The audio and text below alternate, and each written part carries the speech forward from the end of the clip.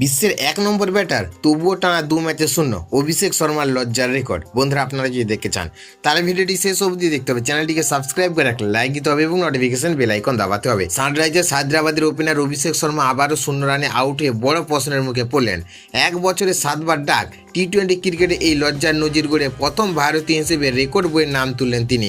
কয়েকদিন আগে পাঞ্জাব কিংসের বিরুদ্ধে ৭৪ রানের দুর্দান্ত ইনিংস খেলে ফর্মে ফেরার ইঙ্গিত দিয়েছিলেন অভিষেক, কিন্তু ধারাবাহিকতার অভাব আবারও সামনে চলে এলো।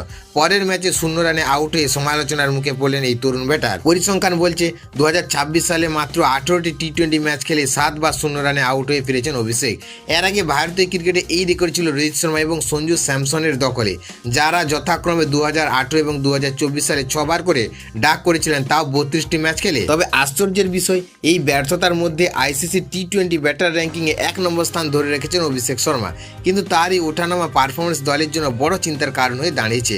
আগেও টি-20 বিশ্বকাপ ফর্মহীন তাই ভুগছিলেন তিনি, যদিও শেষ পর্যন্ত ফাইনালে ঘুরে দাঁড়ান। এখন দেখার এই খারাপ সময় কাটিয়ে আবার কবে ধারাবাহিকতায় ফিরতে পারেন অভিষেক শর্মা।